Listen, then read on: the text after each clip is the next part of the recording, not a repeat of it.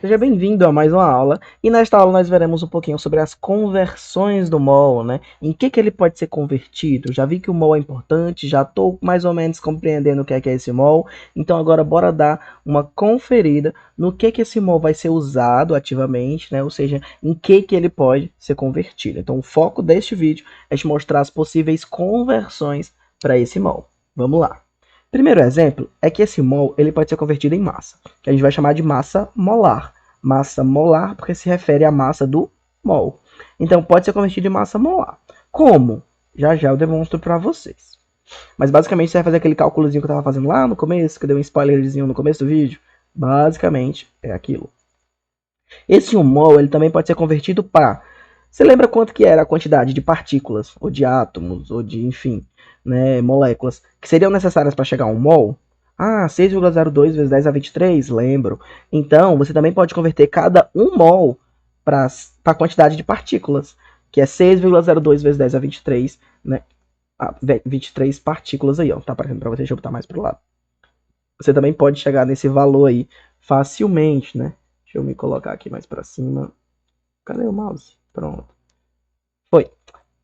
Né? Então, também, como você já sabe a quantidade que é de partículas em um mol, uma pergunta poderia facilmente perguntar para ti, né? Tipo assim, eu tenho aí 2 mols de água. Quantas partículas, quantas moléculas de água eu teria, né, em 2 mol? Você ia pegar essa quantidade que está à frente da multiplicação, multiplicavazinho aí por 2, né? Quanto é 6 vezes 2? No caso, 0, o 2, né, primeiro vai para 4, 0, e aqui vai para 12. Então, se você tivesse 2 mols de H2O, e é uma questão de perguntar quantas moléculas tem aí, você pode simplesmente responder que aqui nós temos 12,04 vezes 10 a 23. Então, sempre que você precisar fazer algum cálculo com essa quantidade de partículas, você pode pegar só essa primeira parte aqui, né, desse número em notação científica. Tu lembra lá de notação científica? A gente deve ter visto lá em dúvidas, lá em matemática para química, né, que são os cálculos usados em química. Você deve ter visto esse módulo no curso também.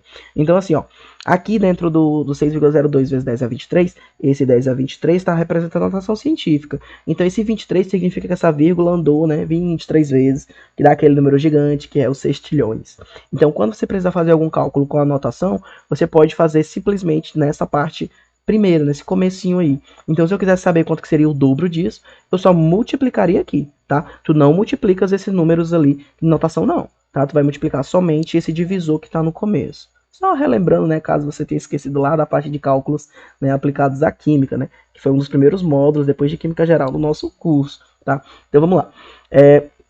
Nós temos aqui, né, que esse 1 mol, além dessas quantidades de partículas que a gente consegue converter, e a massa, que daqui a pouco a gente vai praticar para garantir que você aprendeu também, esse 1 mol ele pode ser convertido para uma medida chamada de volume. Então você também pode converter 1 mol para o quê? Para a quantidade de volume de um gás se ele estiver na CNTP.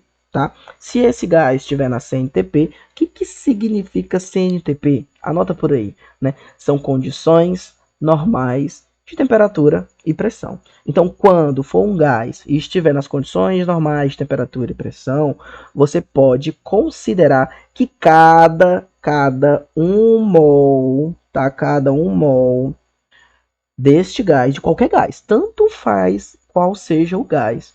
Qualquer gás que tiver 1 mol, você pode dizer que esse 1 mol corresponde, cada 1 mol, né, desse gás, cada 1 mol vai corresponder a 22,4. Terão mais exemplos à frente, mas já vou dar uns spoilerzinhos também.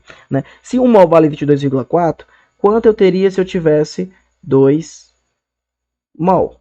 Se 1 mol é 22,4, 2 mol vai dobrar. Então eu só multiplico o 22,4 vezes 2. Isso aqui vai resultar em quê?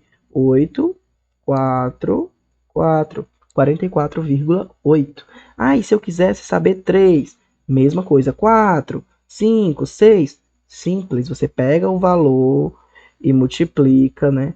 Você vai multiplicar por 22,4. Tranquilo? Então sempre que você precisar aí, e fiquei explicando, eu estava na frente, né? Mas você acompanhou aí, né? Qualquer coisa, dá uma observada agora aí em cima, né? Olha aí direitinho. Nós temos, quando a gente tem um mol, a gente tem 22,4. Quando a gente tem 2, esse valor vai só dobrar. E sempre que você precisar, você só vai multiplicar isso por 22,4.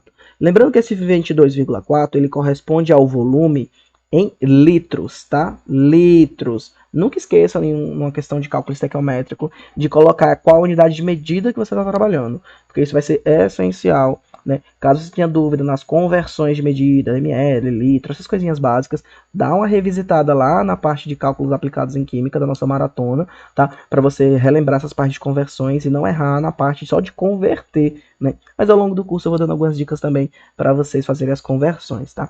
Então lembra sempre aí que esse volume de gás vai estar em litros, né? Beleza? Então pronto, sempre que você precisar do volume, converter 1 mol em volume, você vai lembrar do número 22,4 na sua cabeça, tá? Lembra bem, porque próprios vestibulares às vezes não dão. Já vi questão da ENEM que ele dá realmente o 22,4 para você fazer o cálculo, mas já vi questão, por exemplo, da UES que não deu esse volume, tá? Então sempre lembra aí de te fixar na cabeça o número 22,4 litros, né, que representa, né, a quantidade de 1 mol de qualquer gás na CNTP, tá? Então, existe um detalhe também, que é quando esse volume ele não está na CNTP, que aí é muito fácil, vou deixar para te explicar melhor. Quando eu estiver respondendo um exemplo, né, ao final dessas primeiras partes aqui, vai ter uma resoluções de exemplos, que é do próprio slide, e nele eu vou fazer um cálculo para ti de volume, para você ver como é fácil, tá? Então, nesse momento, né, a gente encerra a parte do que o mol, né, do que é o mol na geral, né, do que é o mol, e na nossa próxima aula a gente já entra fazendo realmente, executando algumas conversões de mol, para ver se tu realmente entendeu direitinho todas as conversões, beleza? Tá combinado? Então eu te encontro no próximo vídeo.